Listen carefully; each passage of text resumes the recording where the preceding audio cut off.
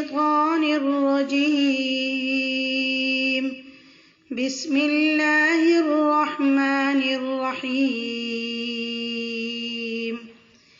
يا بني آدم قد أنزلنا عليكم لباسا يواري سوآتكم وريشا ولباس التقوى ذلك خير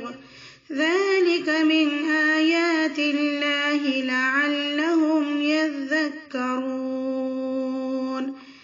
يا بني آدم لا يفتننكم الشيطان كما أخرج أبويكم من الجنة ينزع عنهما لباسهما ليريهما سوآتهما إنه يراكم هو وقبيله من حيث لا ترونهم إنا جعلنا الشياطين أولياء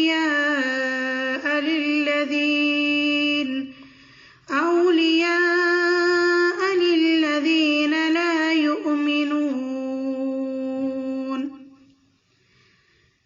يا بني آدم اے بنی آدمو سلور کرتا اللہ سبحانہ وتعالی آواز کئی یا بنی آدم یعنی اے بنی آدمو دا خبر چی دی ووره یا بنی آدم اے بنی آدمو قد انزلنا بیشک منگرا لی گلی دی علیکم پتا سبان دے لباسا یو لباس انزلنا مطلب صدا انزل ينزل انزالا دا پاسنا چه دی رازی کنا اوس به مونږ وایو چې پاسنه لباس څنګه راغی لکه الله سبحانه وتعالی چې باران راوروي او د ځمکه چې د شنه شي د دې نه ونې بوټي چې دی راوځي نو د دې بوټو نه چې د لباس روزي کنه کپړو د دې نه روزي خلک د دې نه چې د کپړه جوړي نو ځکه انزلنا لفظ چې دی راغلی دی پوه شئ انزلنا بېشکه مونږ رالیږلي دي علیکم په تاسو باندې لباسا یواری جامې چې پټوي لباسا جامې یواری چې پټوي سوآتکم شرمګاهونه ستاسو وریشا او ښایست هم دی وریشا یعنی ډول هم دی پوه شئ الله فرمایي چې اے د آدم علیه السلام اولاد مونږ تاسو له جامې چې دی درکړي دي چې ستاسو د ستر ځایونه چې دی پټ کړي او د ښایست ذریعه چې دی هم وي خو بیا لباس کم یو بهتره دی ولباس التقوى او جامې د پرهیزګارۍ ذلک خیر غوره دی تقوا مطلب څه دی په تقوا سره چې د ښایسته کیږي لباس هغه لباس دی چې پوره لباس وي ستا بدن پکې نه ښکاري نن سبا لباسونه وګورئ څنګه لباسونه دي سورو سیرو لباسونه دي نری کپړې دي پوه شئ ټول بدن چې دی پکې ښکاري دا د تقوا لباس نه دی لستوړي سوري وي دا سایډونه چې د ښکاری پنسي چې د خزو چتی کړي دي او سړو چې د ټیټ کړي دي دا کوم رواج دی چا د پاره چوچتول پکار دي هغه پنسي ټیټ کړي دي او چا له پکار دي چې پنسي ټیټ کی ځان پټ کی هغه چې د پنسي او چتی کړي دي نو لباس کم یو به لباس افضل دی ولباس التقوى او جامې د پرهیزګارۍ ذالک خیر غوره دی ګور قرآن کې زمونږ د ژوند هر خبره چې دی راغله لباس پورې ذلك من آيات الله دا د الله نخدي دا د الله سبحانه وتعالى نخدي لعلهم د پاره د دې چې دی یذکرون نصیحت چې دی قبول کړي شاید چې خلک ترنه سبق واخلي آدم علیه السلام هم چې الله سبحانه وتعالى را لګلې سره د لباس چې دی را لګلې دی پوه شئ دا خلک دروغ چې په خوا خلک بربند ګرځېدلو داسې دی او بیا وروسته چې دی کپړه راغله نه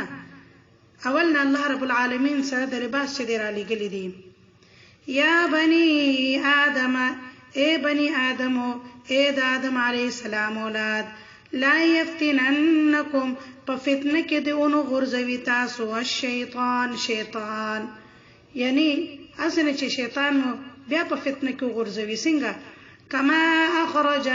لکه چې دی راویستل ابویکم ستاسو مور او پلار من الجنة لجنتنا د کسنې راویستل جنتنا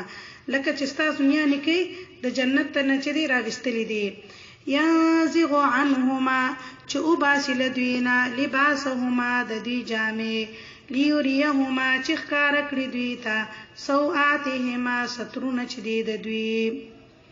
په داسې حالت کې چې د هغوی نه جامې چې دی غورځولې چې سترونه چې دی یو بل ته ښکاره کړي او د شیطان کار څه دی اول حمله په څه کوي په شرک او په لباس ویستلو کې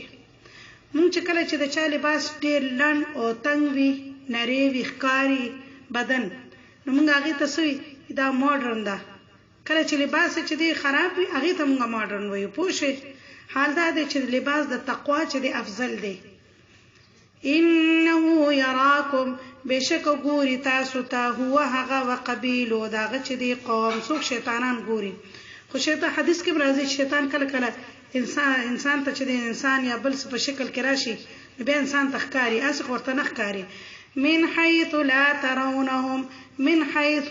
کوم ځای نه چې لا ترونهم تاسو نه وینئ دوی انا جعلنا الشياطين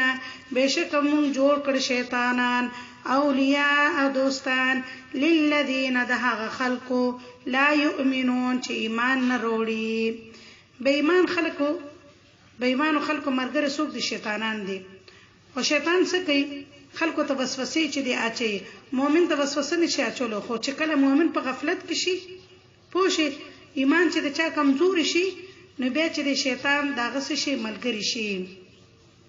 واذا فعلوا او کله چې دوی کوي فاحشتن څه خراب کار قالو نو دی وی فاحشه څه ته ویل کېږي دی به مخکې د سکولو چې طواف به بربند کولو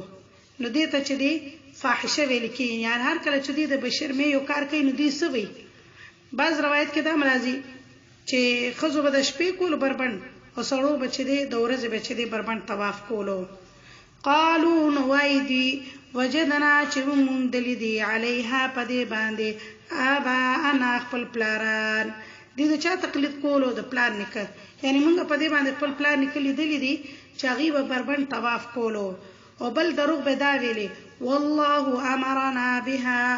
الله سبحانه وتعالى موږ ته حکم کړی دی د دې موږ ته حکم وکړی د دې الله تعالی راته همدغسې حکم کړی دی څومره غټ دروغ یې ویلي اوس دلته مخکې راځي چې نبی صلی الله علیه و وسلم ورته ووایه قل ورته ووایه ان الله بشک الله سبحانه وتعالى لا يأمر حكم چې دی نه ورکوي بالفحشاء د بې حیایي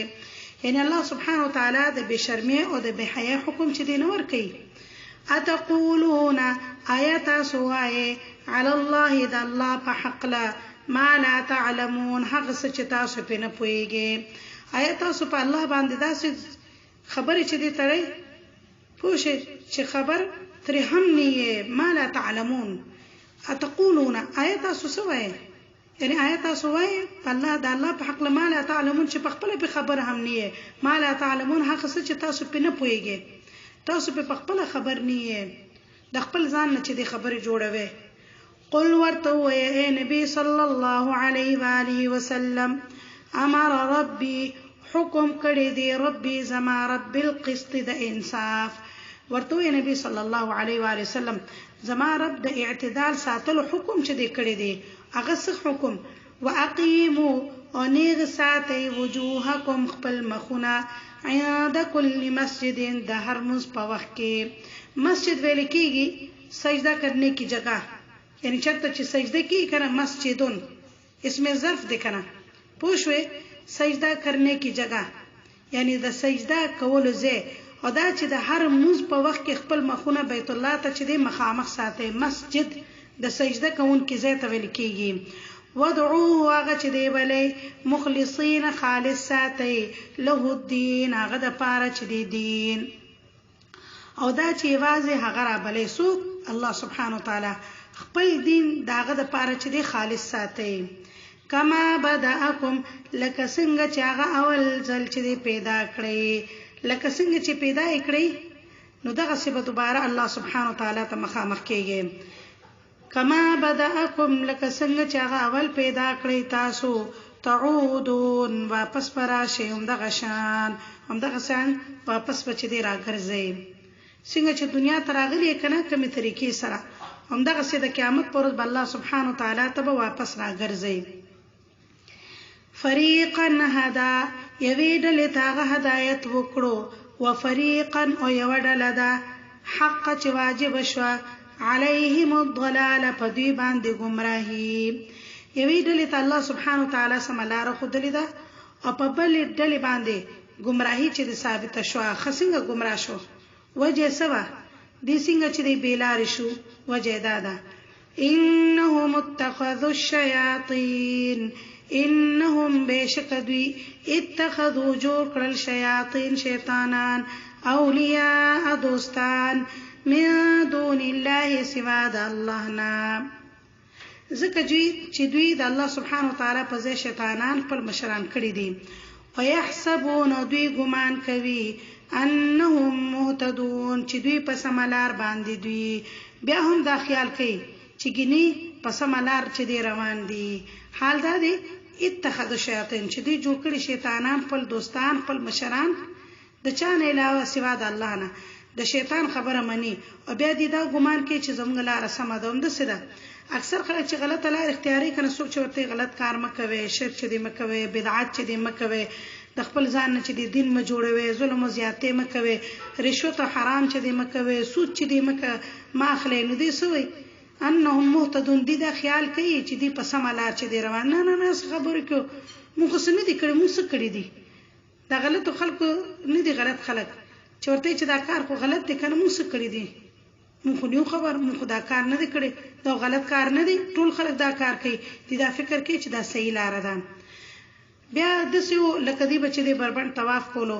او بل بدا د چې دی په ځان باندې خوراک سکاک چې دی حرامولو پوښي او حج ته بچتل هم بچی دی ویل چې دا خوراک به پکې نه کې الله سبحانه وتعالى فرمایي چې نه الله د لباس درکړي دی لباس چې دی اچوي جمعه ته چې زه خلی باس کې زه موږ چې خلی باس کې چې دی موږ کوا نوزل تر من راغل د دې خبره چې غلط لباس بچی دی نه اچوي او بل دا تاسو به خیال کړی دی خبره ته اکثر زنانه چې کله کپڑے انځي کنه نو بیا اوس د دې اراده کپڑے وینځلې او بیا اراده وی چې زه نورې پاکه جامې واچوم نو دې څه کوي اورګه د مونږ کم بیا به جامې واچوم اوس شرط روانه د کم واده ته اول چې دې مونږ کم بیا به چې دې دانه وی جامې واچوم چې کله ستا اراده کنه د نوې کپڑے اچول نه اول به کپڑے اچي نه وی بیا به چې دې مونږ کې د سمانه کې چې خیرن جامې کې به مونږ کې هغه لباس چې دې ته خلکو مخ کې شرمېږي نه اچي شلیدل دي خراب دي د کار جامې دي نو مستوم چې دی نه چي د سبانه کې چل اورګه د مونږ کم بیا بولم بیا به جامې چې دی واچوم نو داس کار چې دی مکوي دا باز زیارتونو کې به تاسو کتلی دا باز باباګان ناستوي په پنجاب کې اکثر دا سشته دي ښا چې د لباس ډیر غلط لباس وي بعضو خو صرف چې دی لنګ اچولي بعض صرف چې دی وګت کمیس اچولي په ځان باندې پرتګم چې دی حرام کړی وي او دا خلک به سوي وی الله مې کې گائے ہے اللہ میاں کی گائے ایسے ہوتی ہے تو پاگل ہے د لا شیدا د الله میاں گائے دی نعوذ بالله خزي زنانه جی پاګه باندې چې د لاس راکاږي ولې ویلی باس چې دی نشته دلته الله سبحانه وتعالى فرمایي یا بني آدم اے بني آدم اے د آدم علیہ السلام اولاد خذوا زینتکم اغون د خپل جامې د هر عبادت په موقع باندې څه کوي خلی باس چې دی اچوي دا مطلب هم نه دی چار مونږ د پاره پاکه جامې وچنه په پاکو جامو کې موږ چې دی کوي پوښي صفا جامو کې چې دی موږ کوي پټ چې دی موږ کوي د سم کوي بعضو خلکو بچ دی یو لنګ بیا چولیو بس خبره ختم نه چې لباس د سرشته خلی باس چې دی واچو پاغي کې چې دی موږ کې او با سړی د سکی ښه چې بس بنې نه چولیو کمیس وی بنې نه چولی بس اومده چې دی موږ کې خبر ختم پرتګو بنین کې پورا لباس چې دی واچوي څنګه چې د الله حکم دی چې د سرشته اچو د الله شکر ادا کړي حیا د کل مسجد د هر منځ په وخت کې خپل خایسته جامې غوندي مطلب څه دی خلی باس دی نو واچو منځ چې دی وکړه او دا مطلب هم نه دی ښا چې هر منځ د پاره چې دی 15 وخت 15 جوړي واچو دا مطلب هم نه دی مطلب څه دی چې خلی باس چې دی اچوي او خلی باس کې چې دی منځ کوي خپل رب طرف ته چې دی رجوع کوي د سم کوي چې په ځانونو باندې جامع حرام کړی دي په ملتان کې بعض خلکو چې دی په ځان باندې جامع حرام کړی دي کوم زیارت دی عثمان نوم یې دی شبریز د کسینوم دی خصونوم دی مطلب نو دی لباس په ځان حرام کړی غړ غړ چې زنجیرونه په خپو کې او په غاړو کې چې دی اچولوي الله دا تویل چې دا کار چې دی کوي دا بعض خلکو چې دی ملنګان ګرځي ها به چې زه د فلانه بابا او د فلانه پیر چې دی ملنګ ما زه د فلانه هغه په خپل ځان ته زه د فلانه هغه چې دی د بابا او دغه چې دی سپې ما په خپل ځان ته چې دی زوي سوې زه د مانکی شریف چې دی سپې ما مانکی ما دا نوخار سره غالبا یو زیاده د خپل ځان باندې سپینو مونږ خېدي بعض خلکو چې دی لباس چې دی په ځان حرام کړي الله فرمایي چې تاسو مکوي لباس اغوندې د الله شکر چې دی ادا کوي دا دینداری دي ته نه وي پوښې دینداری دي ته نه وي چې طالباس چې دی اوانه چولیا دی لباس چې دی خیرن کړلو یو ګوت کمیز دی واچول پرتوک دی چې دی وانه چولیا لنګ دی وکړلو او یا په برسره چې دی ناشته دې ته چې دی تقوا نه وي رسول الله صلی الله علیه و آله وسلم فرمایي چې هر جمعه چې دی غسل کوي ولی ویلې ها پاکواله سدي حدیث کې راځي رسول الله صلی الله علیه و آله وسلم فرمایي پاکیزګي چې دی د ایمان یو برخه یو حصہ ده یو ځکه یعنی پاکیزګي سدي نصف ایمان دی صفائی سدي نصف ایمان دی وکلوا واشربوا او خوري او اسکي ولا تسرفوا فذل خرچ چې دی مکوي حلال سيزونه خوري پوشي اسکي او اسراف چې دی مکوي فذل خرچ چې دی مکوي انه بشک الله غچ دی لا يحب المسرفين نخوخي فذل خرچ کوونکی الله سبحانه وتعالى د حد نه تیریدون کې چې دی نخوخي ګوره دومره خوراک کوه چې تا ته فائدہ چې دی کوي بے ځای چې دی خوراک مکوه او مطلب دا دی ولا تصرفو کې دام راځي ښه چې په بدعات باندې په شرکیات باندې په کفریات باندې په ناجایز او په حرام شذونو باندې چې دی مال چې دی مخرج کوه او دا الله سبحانه وتعالى چې دی شکر کوي پوښي انه لا يحب المسرفين بشک الله سبحانه وتعالى د حد نه تیریدون کې چې دی نه خوخي